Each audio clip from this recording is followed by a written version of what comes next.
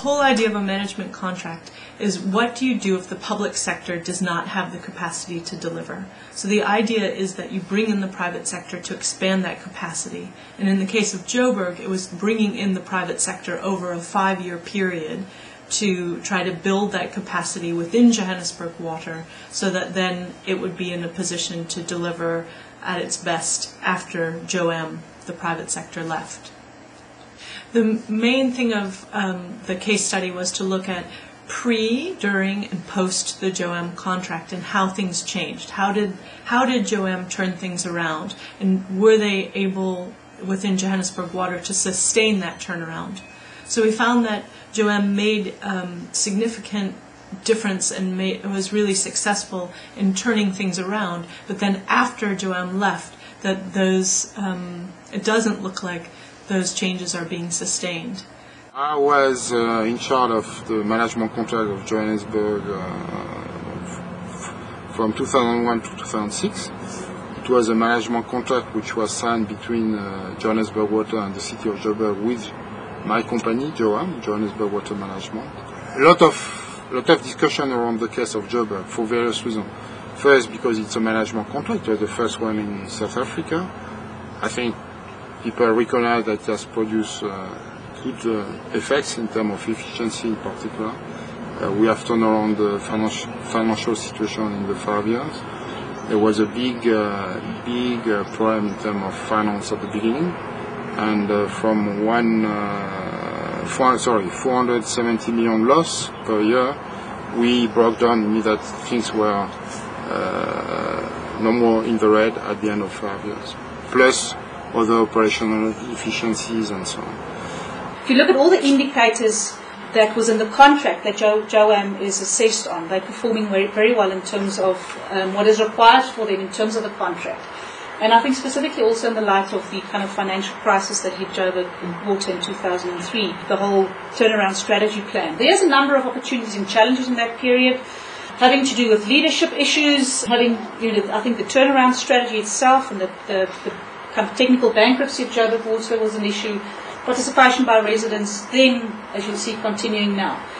The post-2006 period, since the contract has ended, in some areas, if you look specifically at the indicators, in some areas there's continuation of very good performances, and it's specifically, Joburg Water showing a profit in the 2007-8, the first year that there's no subsidy and they're showing a profit. Specifically for the customer service, which Joburg Water is responsible, that the indicators show continuation of improvement.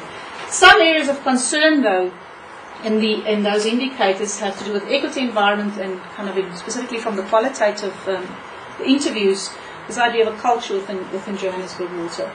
Equity issues, there's a decline in the percentage coverage of basic water and sanitation. On environmental matters, there's an increase in spillage. The different poor areas have different issues, and it has a lot to do with the kind of level of service they're getting, and very clear for us as well, there's spatial inequalities within a specific, within the wards, within the poor areas of people's access to water and sanitation. Money seems to be a key thing constantly, whether you have to pay to get water on your prepaid loaded, whether you have to pay to, in other cases, to maintain the water and infrastructure services and to fix it.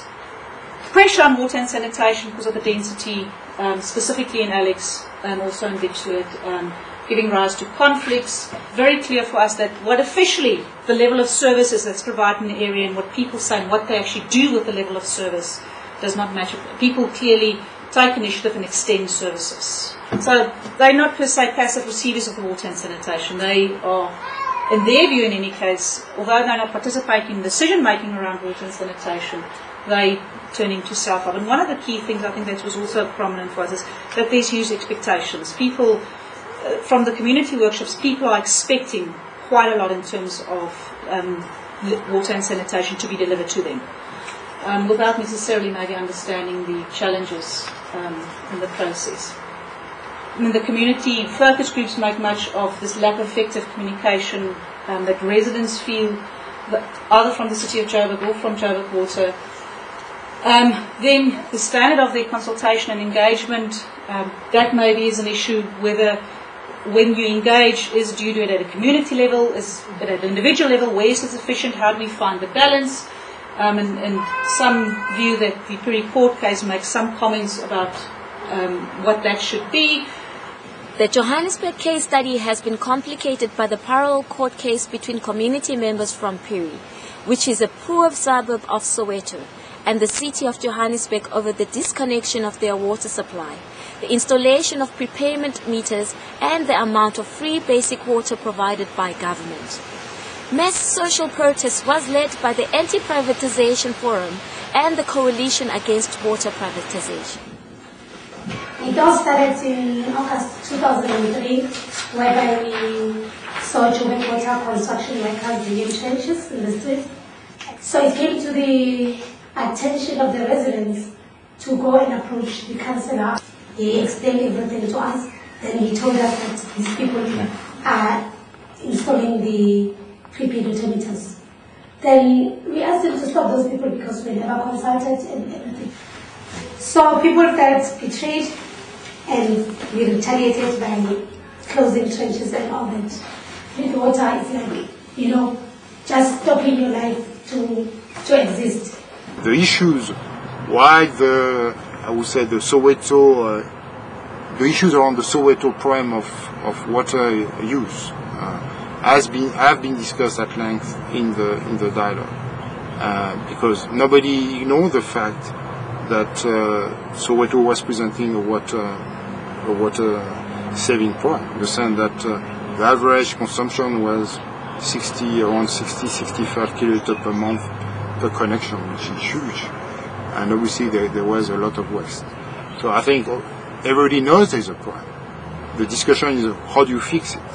The efficiency and equity questions sometimes need to go hand in hand, and that JOAM was very successful in achieving those efficiency targets, but there were obstacles around the equity aspects, and some of it is beyond JOAM's control, and some of it is the city. I think that's an important part to say, that if the city doesn't have its act together in managing a management contract, that the equity principles won't happen on their own. And then I had a question for the group about prepaid meters, because that's the sensitivity and that's the court case. But for me, as far as water dialogues is concerned, the decision making is where prepaids are particularly interesting. Was it coming from JOAM, the decision to have prepaid meters, or was it, because that's what a number of the activists are very upset about, the private sector is pushing prepaid meters, or did it come from the city of Johannesburg, or did it come from Johannesburg? Who made that decision? Where did that impetus come from? The answer to your question is that it was a political decision. I think it was Brian Tonga that pushed it. He was the champion of that and gave a directive to the board that this is what we want. And Joburg is not prepaid. It's prepaid. It's, we're not asking people to buy coupons and load stuff, etc. It's just a control mechanism. No, it isn't. So they pay. They get the free amount. The free amount is loaded on. Yes. And then they can buy. Defending your own innovation. From outside. If you think of the community, whether it's prepaid or prepaid, it's the same thing. It has the same impact. My feeling is that the water dialogue would have started 2 or 3 years earlier, would have gone to this type of I would say, solution, court case, which is a very bad solution. So I think also that's one of the value of the dialogue, to demonstrate that if you don't go through this process, then you are going to get this type of stupid solution.